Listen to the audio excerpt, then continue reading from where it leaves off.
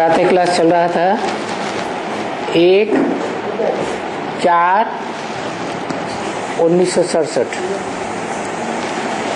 शनिवार को दूसरे पेज की अंतिम लाइन में बात चल रही थी। बाबा ने समझाया है एकदम पिछाड़ी में जो अभी आते होंगे वो क्या आते होंगे, बेचारे एक जन्म लेते होंगे, आधा जन्म लेते होंगे।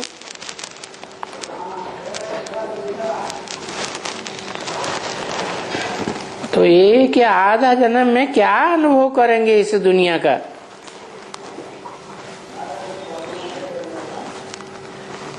क्या सुख का अनुभव करेंगे, क्या दुख का अनुभव करेंगे। उनको कोई अनुभवी आत्माएं कहेंगे क्या।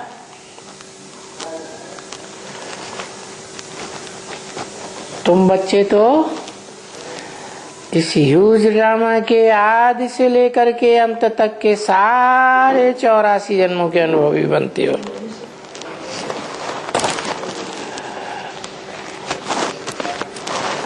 सारे ड्रामा के सुख और दुख का अनुभव सिर्फ तुम ब्राह्मण करते हो। कौन से ब्राह्मण?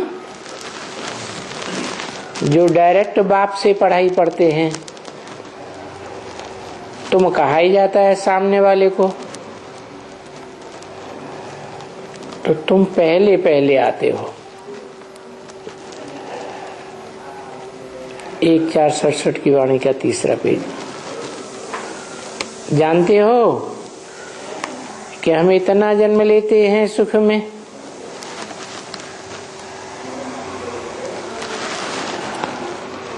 और इतना जन्म फिर दुख में लेते हैं। और तुमको अभी नॉलेज मिली है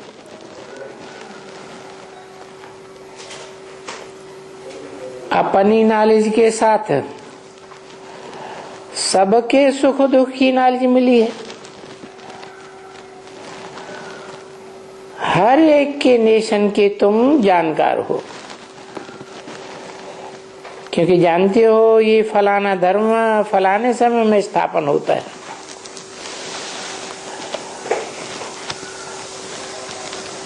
तो हर नेशन की, हर धर्मखंड की तुमको जानकारी है।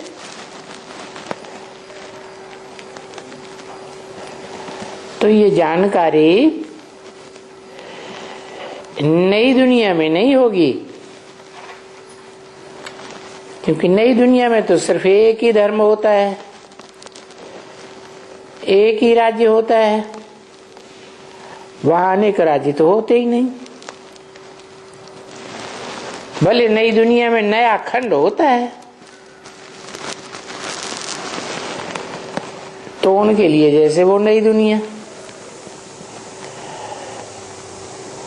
क्योंकि ये भी तो समझते हैं ना। अब ये बौद्ध खंड है, ये नया खंड है।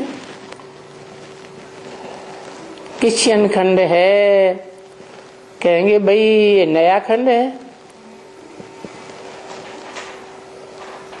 क्योंकि नए नए आते रहते हैं तो नया हुआ ना। तो नए में सतो प्रधान, सतो रजो तमो, उनको भी 4 अवस्थाओं से पसार करना है। जैसे ये झाड़ होता है,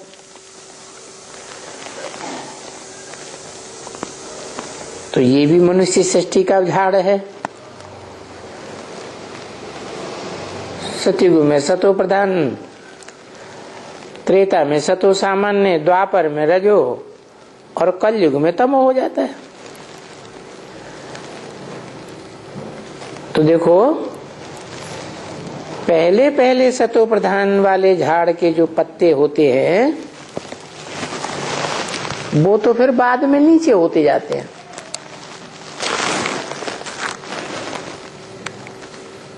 उसके ऊपर में दूसरा होता जाता है, क्योंकि दूसरा नया निकलता है, दूसरा होता जाता है। आगे आगे कितना शोभनिक। तो नीचे वाला तो नीचे ही रहेगा ना, तो वो नए नए ऊपर में चले जाते हैं। ऐसे होते होते तहां तक कि झाड़ बढ़ा हो जाता है। तो वो नया नया तुम देखते हो,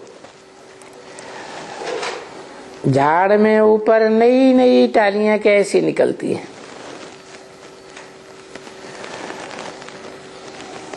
जब भी देखो कोई भी झाड़ होगा, आम का झाड़ भले पुराना भी हो जाए, तो जब बरसात के बाद देखेंगे तो ऊपर में पत्ते उनके बहुत हरे हरे हो जाएंगे और छोटे छोटे भी निकलते रहेंगे। बरसात के बाद ऐसा होता है ना, तो ये भी संगम युग है, तुम्हारी ज्ञान की बरसात। उसके बाद सतयुग में नए नए पत्ते निकलते रहते हैं।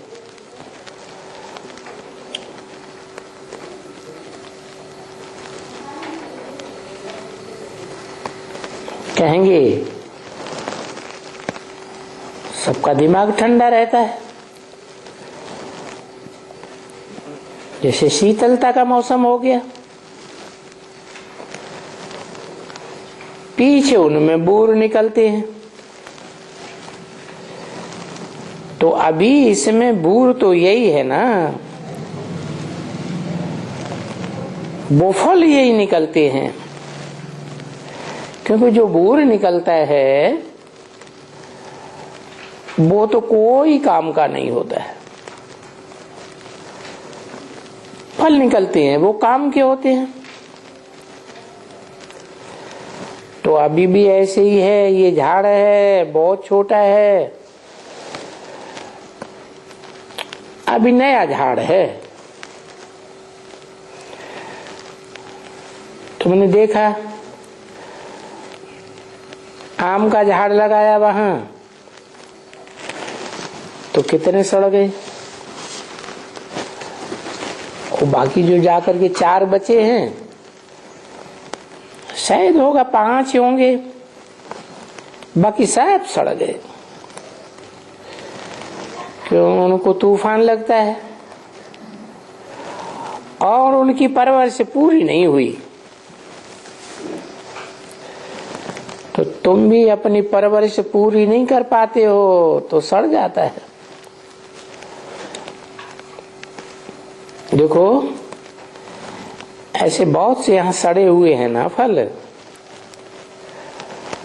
ऐसे फल फिर कोई काम के नहीं रहते। ये मनुष्य रूपी झाड़ है, बाप आकर के इसे बनाते हैं मनुष्य से देवता। तो तुम देखते हो कि वो पूरा देवता नहीं बन सकते हैं, 3rd ग्रेड के बन जाते हैं, 4th ग्रेड के बन जाते हैं। कहलाने में देवता होंगे, लेकिन हैं खंडित देवता, क्योंकि कलाएं कम हो गई ना। नहीं तो 16 कला संपूर्ण को देवता कहा जाता है, बाकी कम कलाएं ले गई माना खंडित हो गए।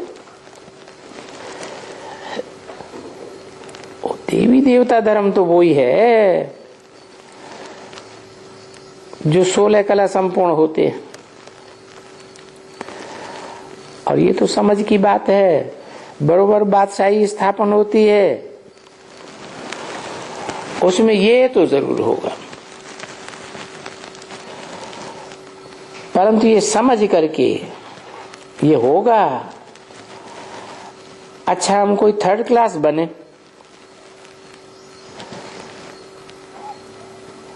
ये तो बेसमझी हो गई।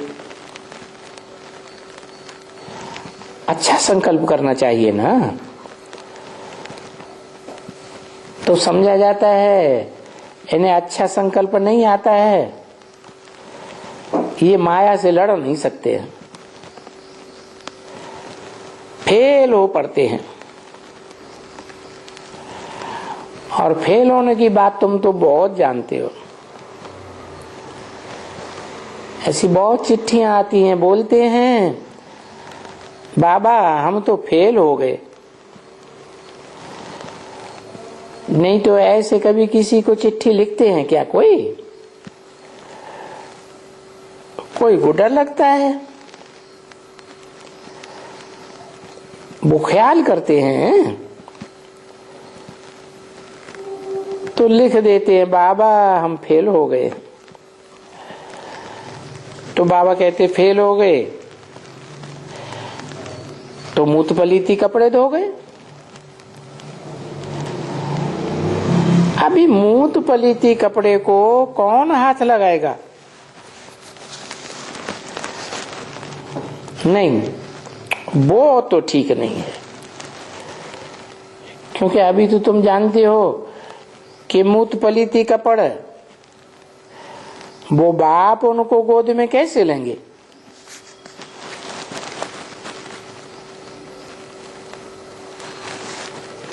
वो बाप कौन से बाप की तरफ इशारा कर दिया?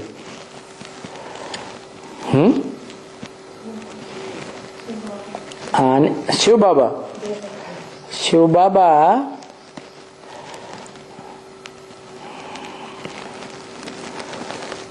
शिव बाबा जब कहें तो वो तो ग्रैंडफादर हुआ, और ग्रैंडफादर पहले होता है कि बाप पहले होता है? बाप पहले होता है, ग्रैंडफादर बाद में होता है? ग्रैंडफादर पहले होता है, उसका बच्चा पैदा होता है, वो फिर बाप कहा जाता है जब बच्चे पैदा करता है। तो बताया कि जो मूत पलीती हो जाते हैं उनको बाप फिर गोद में कैसे लेंगे? बाप माने मनुष्य सृष्टि का बाप। मनुष्य सृष्टि का बाप जब इस संसार में प्रत्यक्ष होता है, सारी दुनिया पहचानती है कि ये हमारा बाप है, सारी मनुष्य सृष्टि का बाप है, तो वो बाप जो मूत पलीती होते रहते हैं उनको गोद में नहीं ले सकता। बाप आते हैं जब मूत पलीती से बच्चे साफ शुद्ध हो जाते हैं, तब बाप आते हैं। कौन सी बाप की बात है? मनुष्य सृष्टि के बाप की बात है कि वो आते हैं माने संसार के सामने प्रत्यक्ष होते हैं, प्रत्यक्षता रूपी जन्म लेते हैं। सारी दुनिया जानती है कि ये हमारा सब का बाप है, हिंदू मुस्लिम सिख ईसाई सब का बाप है। मूत पलीती होना माने डिस्चार्ज होना, डिस्चार्ज होते हैं तो मूत पलीती हो जाते हैं। तो बाप जो मनुष्य सृष्टि का बाप है, ऐसे मूत पलीती बच्चों को गोद में कैसे लेगा? जब साफ शुद्ध हो जाते हैं तब लेते हैं, तभी तो वो गोद में ले सकते हैं।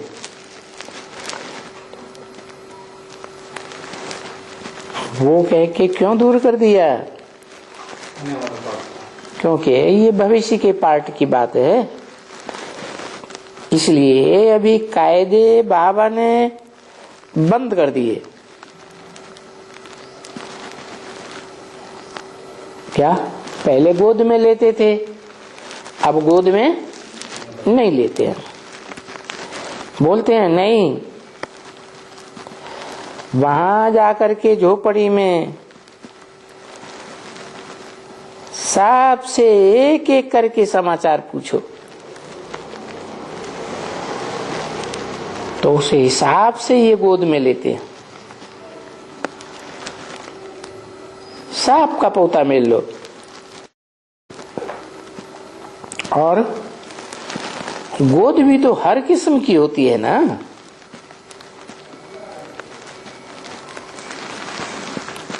है, समझा ना?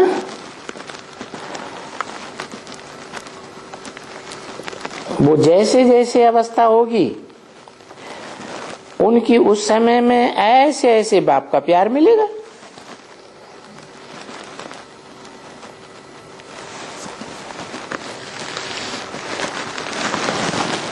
सगीर होगा, समझदार होगा, ज्ञान को समझेगा, अच्छा पुरुषार्थ करेगा,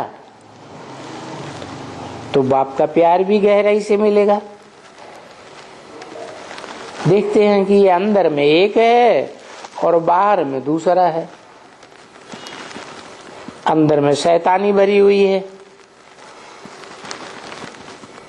ऐसे होते हैं ना, कोई अंदर से एक होते हैं, बाहर से दूसरा दिखाते हैं कि हम बड़े अच्छे पुरुषार्थी हैं। तो प्यार भी ऐसे ही मिलता है। फिर बाबा तो प्यार करेंगे, अंदर में बोलेंगे ये तो बहुत अच्छा मीठा बच्चा है, बहुत सर्विसेबल है। फिर कोई को ऐसा देखेंगे तो कहेंगे इसमें तो कोई दम नहीं है, एकदम ये तो कुछ भी ज्ञान को नहीं समझते, एकदम बुद्धू है। कोई की सर्विस करना जानते ही नहीं, सर्विस नहीं कर सकेंगे, बाकी और धंधे ये करेंगे वो करेंगे। तो अभी ख्याल तो सब तरह का रहता है ना। तो ये तो कोई को भी अज्ञान में भी बाप होगा, कोई अच्छा बच्चा होगा, बिल्कुल अच्छी कमाई करने वाला होगा, देखेंगे बिलायत से बहुत कमाई के आया है, बड़े प्रेम से उससे मिलेंगे। और कोई कच्चा बच्चा होगा, यहाँ गजर बसर बिकते होंगे, तो वही खरीद फरोख्त करेंगे, चाहे वो यहाँ हो वहां हो। अच्छी सेवा तो नहीं कर सकेंगे।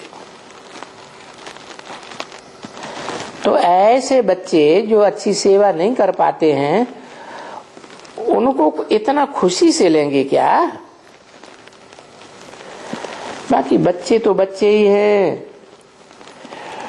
तो उनकी इतनी खुशी से नहीं लेंगे। बोलेंगे ये तो गाजरी बांसुरी है।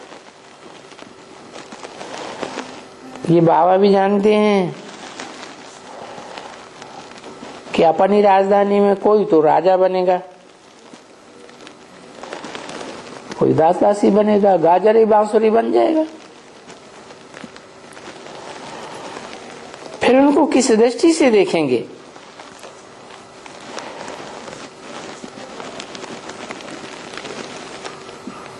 दोनों बाप दादे साथ ही साथ है ना।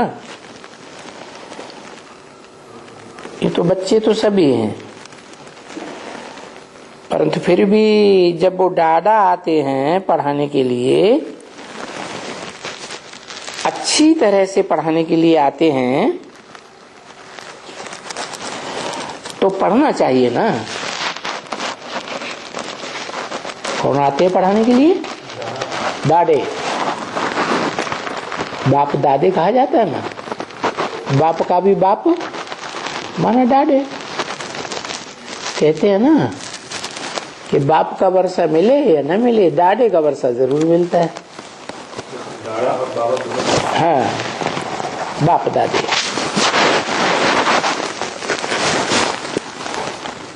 तो ये दादा जो पढ़ाते हैं अच्छी तरह से पढ़ना चाहिए ना,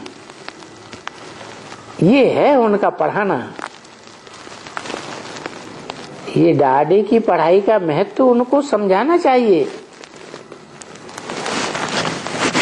कि दादे जैसी पढ़ाई पढ़ाते हैं वैसी पढ़ाई तो कोई पढ़ा ही नहीं सकता। 1467 की वाणी का चौथा पेज। बाकी जैसे इस बच्ची के लिए बाबा ने कहा कोई भी धर्म हो तो उनको ये पहले पहले होना चाहिए कि बाप को कहा ही जाता है लिबरेटर।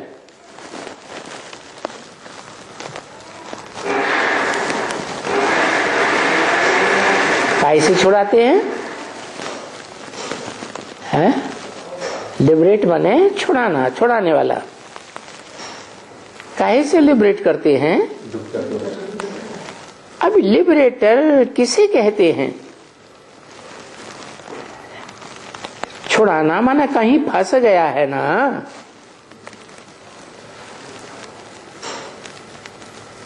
गीता में आखिरी पुरुषार्थ क्या बताया? नष्ट हो मोह, मोह नष्ट हो जाए, यही बड़ा पुरुषार्थ है। किसका मोह नष्ट हो जाए? आत्मा का मोह नष्ट हो जाए। किससे मोह नष्ट हो जाए? मोह माने लगाओ, संग दोष में आ गया। किसके संग दोष में आ गया? आत्मा है। अरे संग दोष में आया देह के, देह की इंद्रियों से जन्म जन्मांतर सुख लिया ना, तो संग दोष में आ गया, देह में फंस गई बुद्धि। यहां तक बुद्धि देह में फंस जाती है कि अपन को क्या समझ लेते? देह ही समझ लेते। तो देह के बंधन से छुड़ाने वाले को कहा जाता है लिबरेटर। जरूर कहीं फंस गया था ना, तो गाइड तो चाहिए ना। तो ये लिबरेटर और गाइड आखिरी कौन है?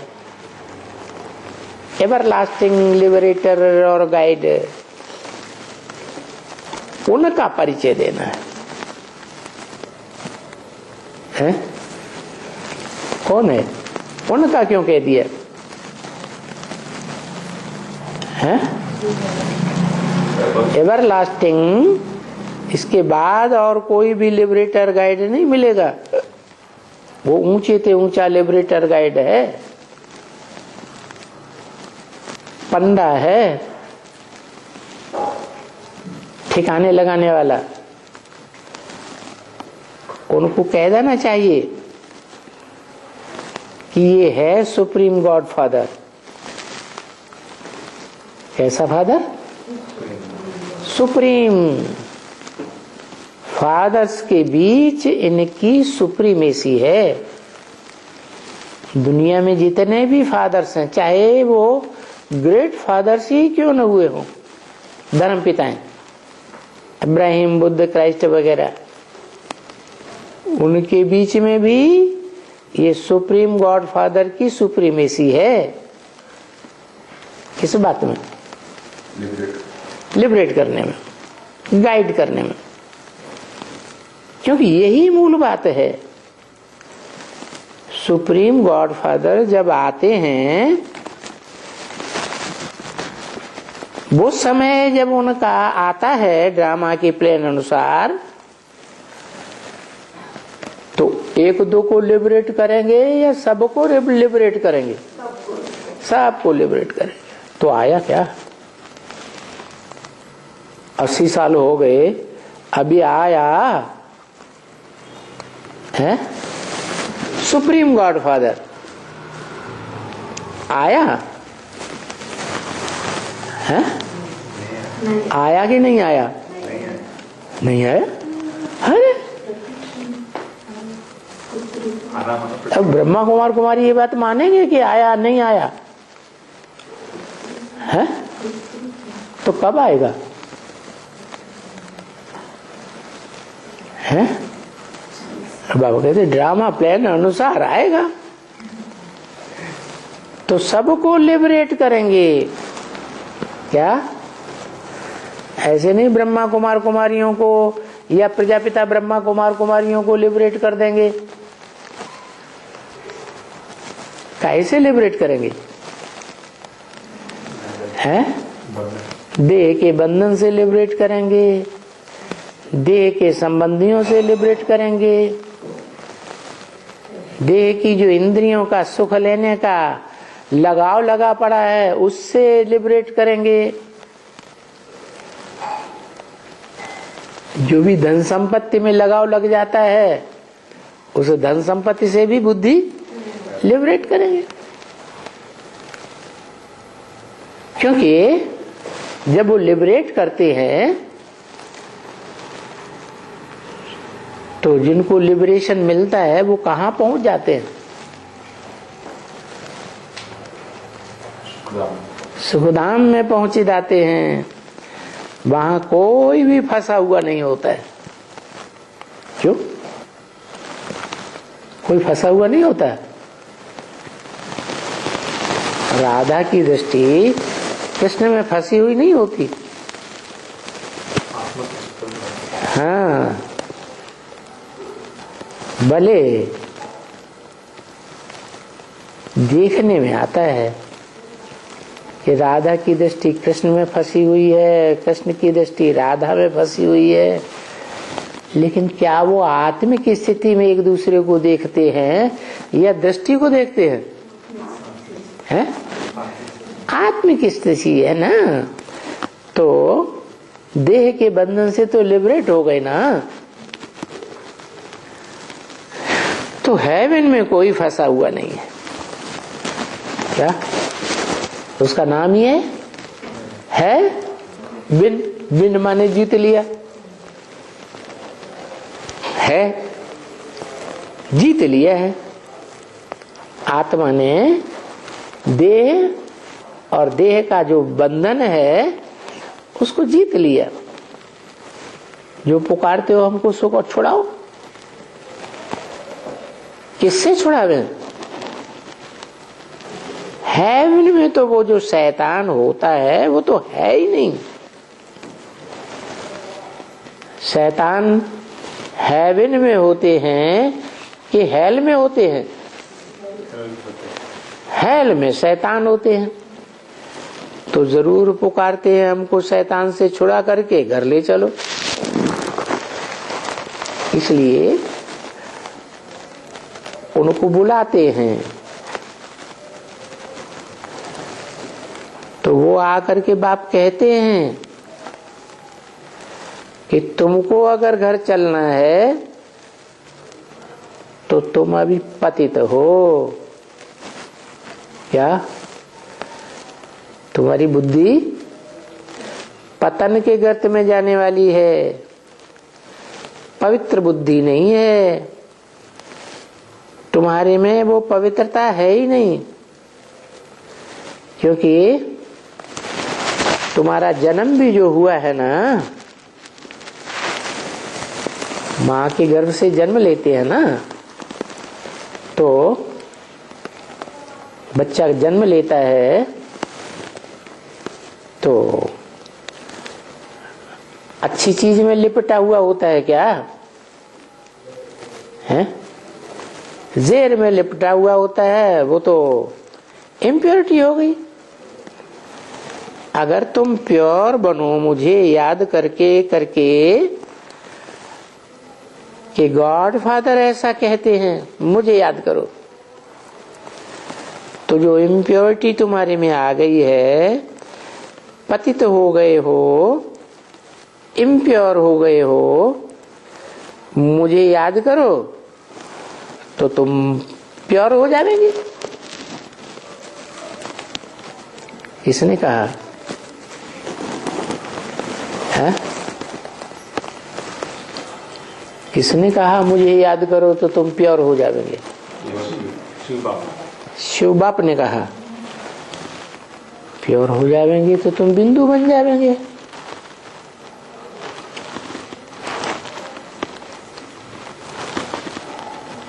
बिंदु बन जाएंगे फिर तुम स्वर्ग में चले जाएंगे। हैं? हैं? क्यों?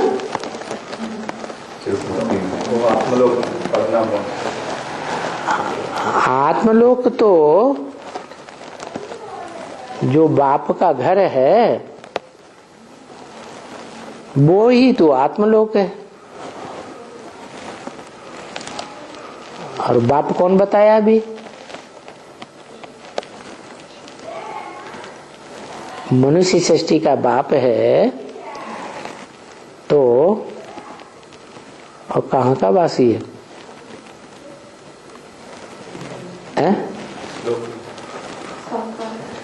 इस साकार सृष्टि का वासी है, सदा काल का वासी है कि कभी वासी है कभी वासी नहीं है? सदा काल का वासी है। तो सदा काल का वासी है तो जब कलयुग का अंत हो जाएगा, महाविनाश हो जाएगा, तो वो आत्मा कहाँ रहेगी? हैं? साकार मनुष्य सृष्टि में रहेगी। मनुष्य सृष्टि जो है वो 5 तमो प्रधान तत्वों से बनी हुई है कलयुग के अंत में, यह सतो प्रधान तत्वों से बनी हुई है। तो तमो प्रधान सृष्टि में रहेगी वो आत्मा? रहेगी? वे है क्या करना पड़े? उन 5 तत्वों को भी सत्व प्रधान बनाना पड़े। कैसे? योग बल से।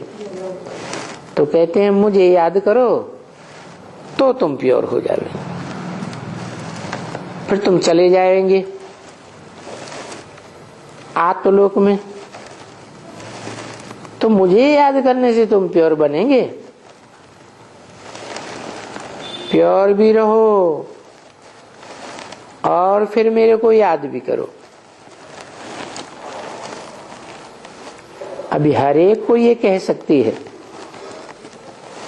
क्योंकि जो डायरेक्शन देते हो तुम, जो तुम गाइड करते हो, तो किसकी तरफ गाइड करते हो? हैं? गाइड का काम होता है रास्ता बताना।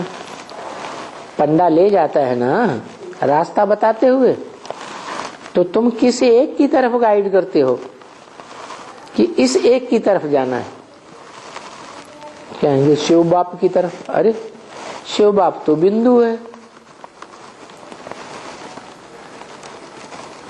इतना सूक्ष्म बिंदु है कि इन आंखों से दिखाई भी नहीं देता। तो कैसे पता चलेगा इस उस एक बाप की तरफ ही ले जा रहे हैं? जरूर वो कोई मुकर्रर रथ में प्रवेश करता है, तो जिसमें प्रवेश करता है उसकी तुम पहचान देती हो।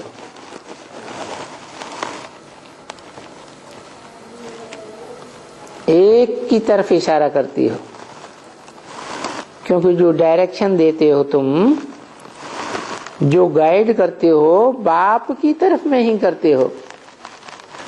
कौन से बाप? आत्माओं के बाप की तरफ इशारा करते हो। वो इशारा कर पाओगे? क्यों?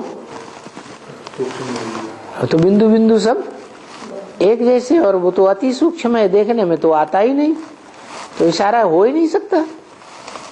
तो इशारा तब ही हो सकता है जब वो किसी मुकर्रर रथ में प्रवेश करता है। तो तुम एक की तरफ इशारा करते हो कि एक को याद करो। जो भी भले धर्म संस्थापक हैं, वो भी जो धर्म आकर स्थापन करते हैं मनुष्य, तो ये तो धर्म स्थापन मनुष्य नहीं कर सकते हैं ना। क्या ये जो कौन सा धर्म, सत्य सनातन धर्म, जो सत्य है, सनातन माने बहुत पुराना है, ये कभी नष्ट नहीं होता। सत्य वही है जो सदा काल रहे। तो कौन सा धर्म सदा काल रहता है सृष्टि पर?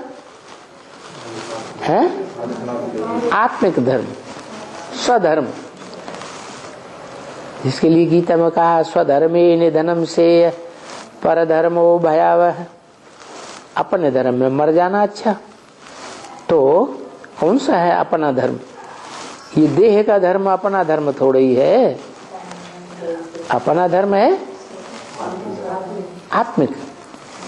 तो आत्मिक धर्म अपना है। तो किसी के हैं आत्मा कि वो आत्मा सदैव अपनी है।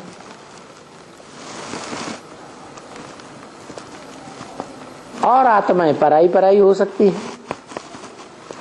आज अपनी है, कल पराई बन जाएंगे। लेकिन एक आत्मा वो कौन है जिसकी तरफ हम इशारा करते हैं कि उस एक को याद करो।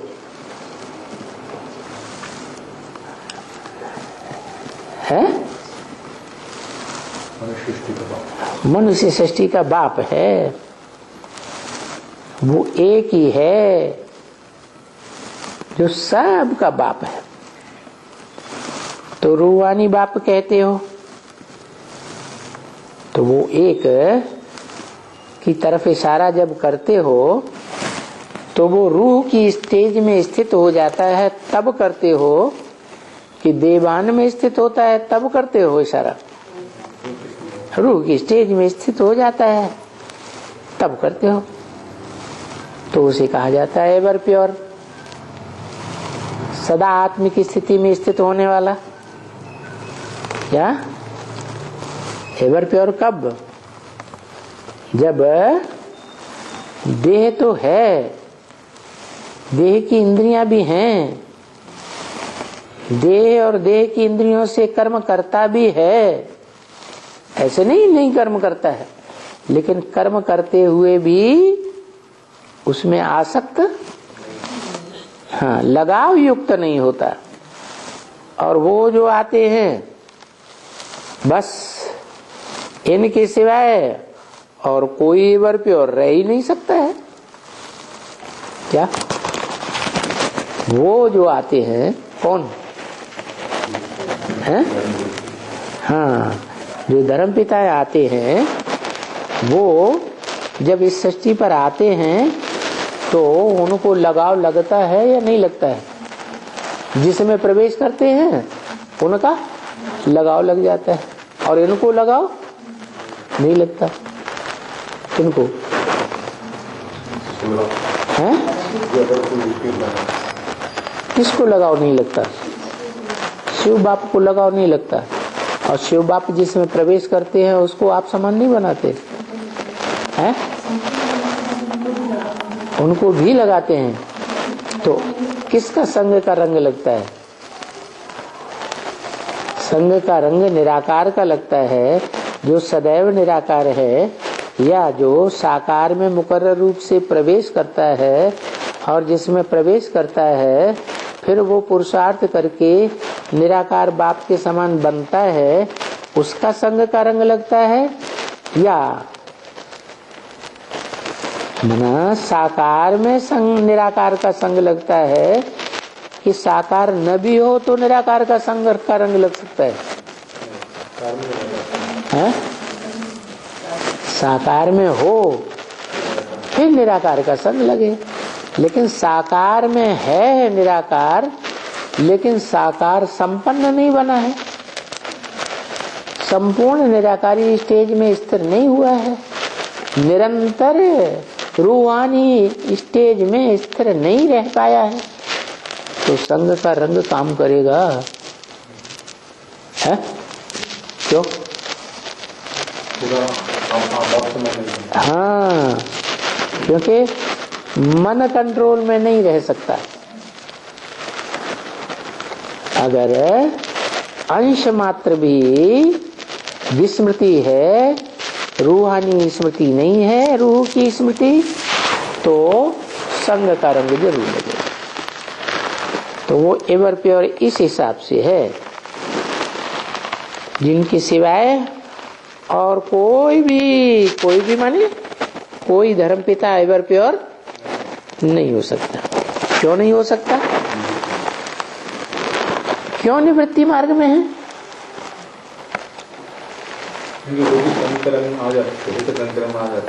क्योंकि वो पूरा ज्ञान नहीं उठाते। और ये जब से वो निराकार सुप्रीम सोल शिव इस सृष्टि पर आते हैं, तब से लेकर के और जब तक चारों युगों की ब्रॉड ड्रामा की शूटिंग हो, तब तक भी वो उस स्थिति में स्थित होने का प्रयास पक्का कर लेते हैं। बाकी जो आते हैं सो प्योर से इम्प्योर जरूर बनते हैं। कौन? धर्म पिता है, माने पुनर्जन्म जरूर लेते हैं। और ये ब्रह्मा आता है, तो ब्रह्मा की सोल जब से शूटिंग पीरियड में पुरुषार्थ करती है, तो निश्चय अनिश्चय के चक्र में आती है या नहीं आती है? निश्चय अनिश्चय का चक्र माने बेहद का जन्म मरण का चक्र। अनिश्चय हुआ माने बाप को भूल गया या पहचाना ही नहीं। निश्चय माने बाप को जान लिया। तो कभी निश्चय कभी अनिश्चय। ये ब्रह्मा बाप को भी क्या होता है? दादा लेखराज को निश्चय अनिश्चय होता ही रहता है। तो सभी धर्म पिताएं जन्म पुनर्जन्म के चक्र में आते जरूर हैं। ब्रॉड ड्रामा में भी आते, और ये शूटिंग पीरियड संगम युग में भी पुनर्जन्म में बेहद में आते। मनुष्य जो भी आते हैं वो सब पुनर्जन्म लेते हैं। कौन है? कौन? मनुष्य जो भी आते हैं इस सच्ची रूपी रंगमंच पर, वो सब पुनर्जन्म लेते हैं। तो प्रजापिता मनुष्य सृष्टि का बाप मनुष्य नहीं है, है? मनुष्य तो है। मनुष्य उसको कहा जाता है जो मनन चिंतन मंथन करे। तो प्रजापिता मनन चिंतन मंथन नहीं करता है? करता है। तो मनुष्य है कि भगवान है? बाप समान बन जाएगा। हाँ, वो एक ही ऐसा है जो मन को पूरा 100% कंट्रोल कर लेता है और पुनर्जन्म में नहीं आता है। निश्चय बुद्धि विजयते रहता है विन। क्या वो हमारा बाप भी है, वो हमारा स्वर्ग भी है, सुखधाम भी है, और वो हमारा घर भी है, शांति धाम भी है। तो इस समय में सभी हैं। क्या इस समय में माने कब? कलयुग के अंत में सभी हैं, चिल्लाते रहते हैं हम पतित हो गए हैं। क्या हो गए? हमारी बुद्धि जो है, हम आत्मा जो है, वो पतन के गर्त में गिर गए, मिट्टी में। देह क्या है? मिट्टी है। इस मिट्टी में कब्र दाखिल हो गए। इसलिए समझाना होता है कि मैं राय देती हूँ, एडवाइस देती हूँ। देखो इतनी छोटी सी बच्ची है, ये भी एडवाइस देती है ना। क्या है? क्या एडवाइस देती है कि उस एक को याद करो जो इस सृष्टि रूपी रंगमंच पर सदा काबिज रहता है। अगर अभी तुम स्वीट होम में जाते हो, कैसे जाएंगे? स्वीट होम में तब ही जाएंगे जब इस दुनिया से तुमको वैराग आ जाए। क्या? नहीं तो बाप के घर में जाना नहीं हो सकता। देखते हो कि मौत सामने खड़ा है विनाश के लिए। काहे का विनाश होता है? आत्मा का तो विनाश नहीं हो सकता। काहे का विनाश होता है? शरीर का विनाश होता है। तो शरीर तो सबके विनाश हो जाएंगे। कोई का शरीर रहेगा एक के अलावा और कोई का शरीर इस सृष्टि रूपी रंगमंच पर मौजूद नहीं रहेगा। तो जिसका शरीर माना आत्मा का अविनाशी घर, शरीर क्या हो गया? उसका अविनाशी घर हो गया। तो वो अविनाशी घर इस सृष्टि पर सदा कायम रहता है। उस एक की याद के लिए तुम इशारा करते हो। उस एक को याद करो, क्योंकि ये जो एटॉमिक बॉम्ब्स हैं, मिसाइल्स हैं, ये जब फटेंगे तो कोई भी जीवित नहीं रहेगा। कौन जीवित रहेगा? जो 5 तत्वों से बुद्धि को परे डिटैच हो जाएगा। अच्छा, तुम जानते हो कि ये पुरानी दुनिया की इंड है। पुरानी दुनिया का अंतिम समय है, समझा ना? क्योंकि ये जो कुछ भी अच्छा दिखता है इस दुनिया में, जो भी पॉम्प एंड शो, महल माणियां अटारियां दिखती हैं, हवाई जहाज वगैरह, ये पंप दिखलाते हैं। ये कहते हैं कि ये माया का पंप है। किसका पंप? माँ संस्कृत में कहते हैं नहीं, आया माने आया। ये ना आई होती तो अच्छा था। ये बीच में आ जाती है माया का पंप, तो सबकी बुद्धि को भ्रष्ट कर देती। और कोई की भी बुद्धि इससे, इसके लगाव से, इस दुनिया के लगाव से दूर नहीं हो पाती है। तो देखो, ये जो दुनिया में पंप एंड शो दिखाई पड़ रहा है, ये ईश्वर का पंप नहीं है। किसका पंप एंड शो है? माया का भव का है। ब्राह्मणों की दुनिया में भी बहुत ढेर सारे ब्रह्मा कुमार कुमारी जो समझते हैं माउंट आबू में जाकर के, आहा, ये तो वास्तव में ईश्वरीय ज्ञान है। लेकिन बाप कहते हैं ये कोई माया का पंप है, लेकिन ईश्वर का पंप, ईश्वर जो है कोई प्रकार का पंप एंड शो नहीं करते। क्या? ईश्वर आते हैं तो एकदम साधारण तन में आते हैं। असाधारण तन में, गोरे चिट्ठे लंबे चौड़े का शरीर में आते ही नहीं।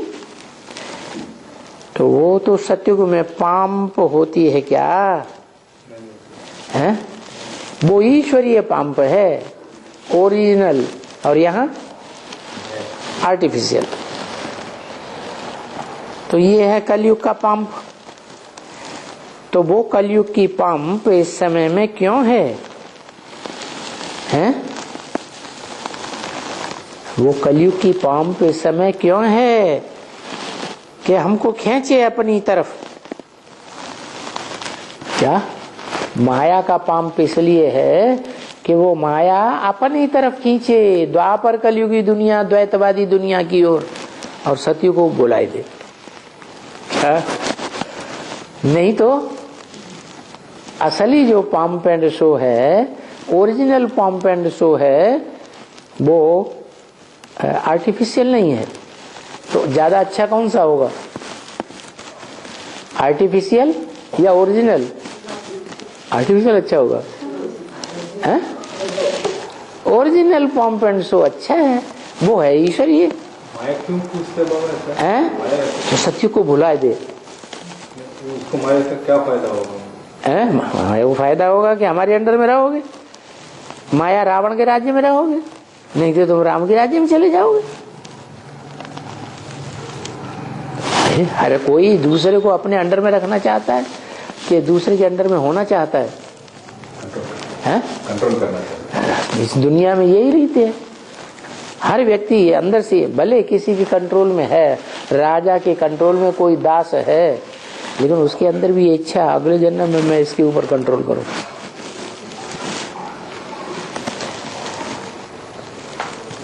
तो माया भी यही काम करती है, हमारी बुद्धि को सत्युग में जाने से रोक लेती है। इसलिए इतना माया का पंप एंड शो दिखाती है कि सत्य को बुलाई देती है।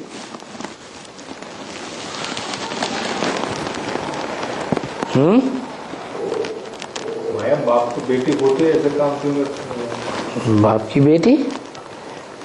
की बेटी मायावी बेटी क्यों कहा जाता है? मायावी बेटी क्यों कहते हैं? है तो बेटी, लेकिन बुद्धि में उसकी माया घुसी हुई है। बेटी है तो बेटी की तरह रहना चाहिए कि जैसे कुमार का दादी ने टाइटल ले लिया था अमेरिका में जाकर के। कौन सा टाइटल ले लिया है? World mother. फिर तो वर्ल्ड मदर बन के बैठेगी बाप के सामने, तो माया नहीं है। मदर है तो बेटी, लेकिन वर्ल्ड मदर बन के बैठ गई बाप के साथ, जगत पिता के साथ। तो बुद्धि में माया घुसी हुई है ना।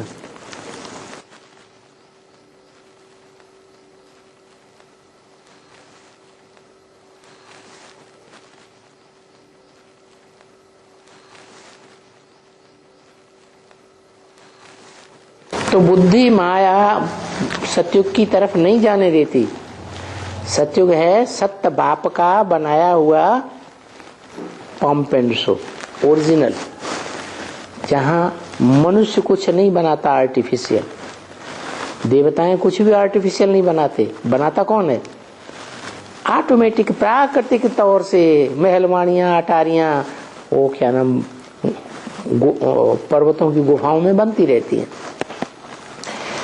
इसलिए ये सभी मनुष्य कहते हैं कि अभी तो स्वर्ग है ये दुनिया, देखो ये एरोप्लेन है, ये चारों जगमग जगमग बत्तियां जल रही हैं। कैसी पंप एंड शो! ऐसा पंप एंड शो कोई 200 वर्ष पहले थोड़ा ही था। ये बिजली का जो दिखाई पड़ता है वो था क्या? नहीं। कल कारखाने ये अब हुए हैं, तो ये पहले थे ही नहीं। स्वर्ग में थे नहीं, अभी ये स्वर्ग में कहां से आवेंगे? उसके आर्टिस्ट चाहिए ना, ज्ञान चाहिए ना। तो देखो ये ज्ञान बन रहे हैं यहाँ। क्या कहा है? कैसा ज्ञान बन रहा है? यहाँ दुनिया तो कोई खत्म होती ही नहीं है ना। दुनिया खत्म नहीं हो रही है, लेकिन ज्ञान तो बन रहे हैं। तो बड़े बड़े ये साइंटिस्ट हैं, वो अपन को क्या समझते हैं? हम बड़े ज्ञानी हैं। ज्ञानू तो बन रहे हैं, लेकिन ये भी समझते हैं हम ज्ञानू बन रहे हैं तो ये दुनिया ऐसे ही रहेगी। लेकिन वास्तव में क्या दुनिया ऐसे ही रहेगी? इन ज्ञानियों ने जो ज्ञान के आधार पर जो चीज निर्माण की है, एटॉमिक एनर्जी, उससे दुनिया बनी रहेगी? तो दुनिया तो खलास होनी ही होनी है। तुम्हारे पास ये सभी आएंगे। कौन? जो ज्ञानू बन करके बैठे हैं इस दुनिया में, बड़े बड़े साइंटिस्ट, ये तुम्हारे पास आएंगे। है ना? ये बिजली बनाने आएंगे, तुम्हारी पंखा बनाने वाले आएंगे, ये सभी अच्छे अच्छे मैकेनिक तुम्हारे पास आएंगे। क्योंकि अभी तो बहुत टाइम पड़ा हुआ है। क्या तुम्हारा पुरुषार्थ अभी परिपक्व स्टेज में नहीं पहुंचा है? जब परिपक्व स्टेज में तुम्हारा पुरुषार्थ पहुंचेगा तो ये सब आवेंगे। तुम्हारा जब प्रभाव निकलेगा तब वो बड़े बड़े वैज्ञानिक तुम्हारे पास, बड़े बड़े क्या नाम, ये मैकेनिक तुम्हारे पास आएंगे। किंतु कोई राजाई में नहीं आएंगे। क्या? क्यों? क्योंकि वो यहाँ ही बड़े ज्ञानी बन चुके हैं। ज्ञानू ऐसे बन चुके हैं कि मारे अहंकार के किसी बाप के बच्चों को भी गालियां देते रहते हैं, बाप के बच्चों से भी लड़ाइयां लड़ते रहते हैं। अहंकार आ जाता है, डॉगरी पढ़ाई कर। आएंगे, राजा नहीं बनेंगे। क्या क्या बनेंगे? कारीगर बनेंगे। कारीगर लोग फिर भी तो तुम्हारी रैयत हो जाएंगे ना। रैयत बने प्रजा बन जाएंगे। जो रैयत होकर के आएंगे तो वो सभी सीखे हुए तो आएंगे ना कारीगरी।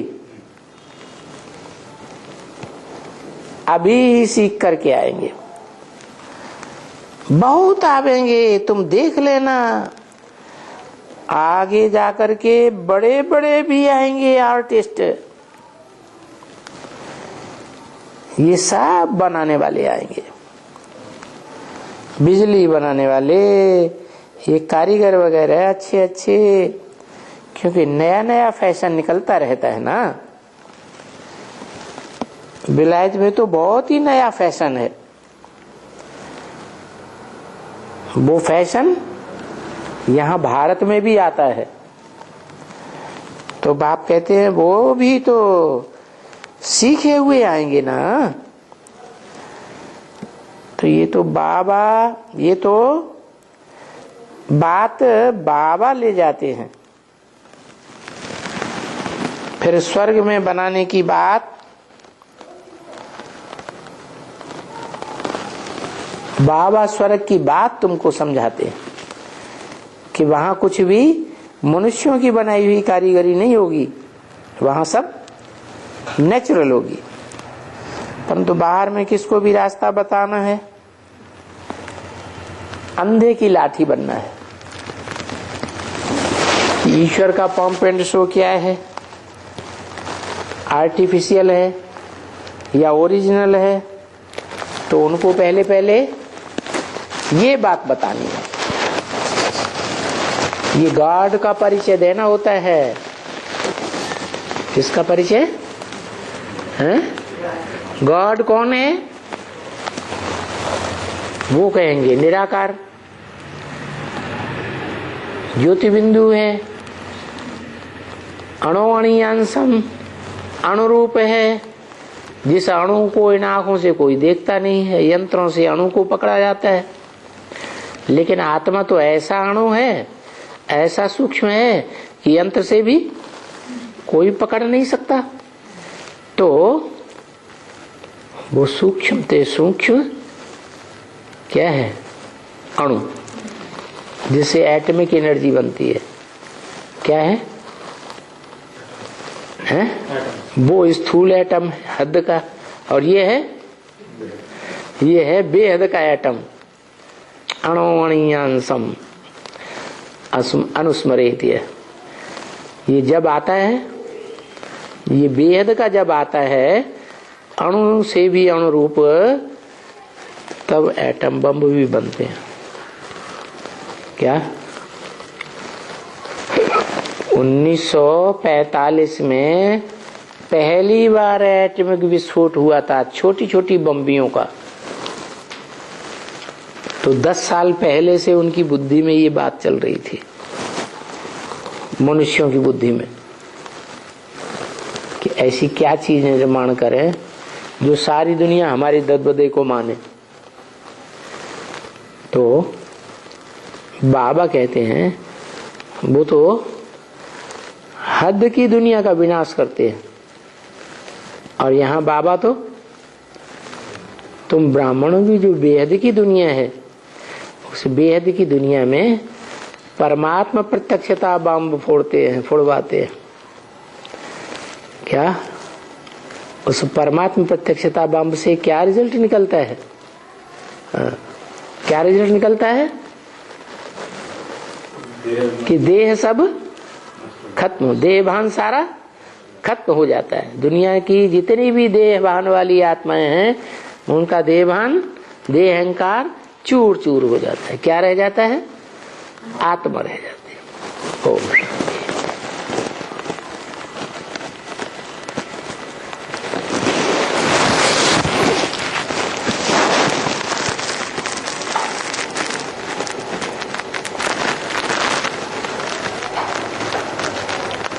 तारीख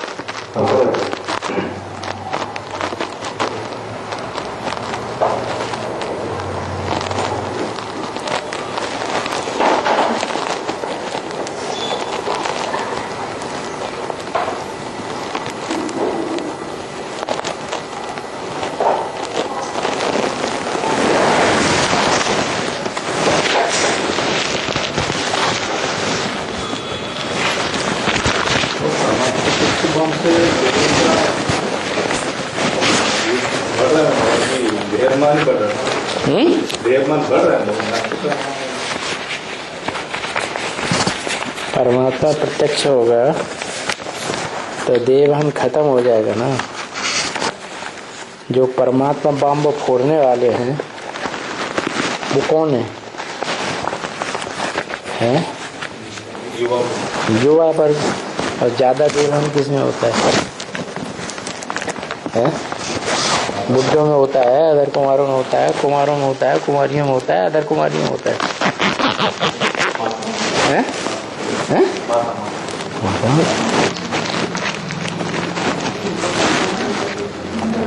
माताओं में काम विकार का देवभान ज्यादा होता है। वो काम विकार तो कुमारों में।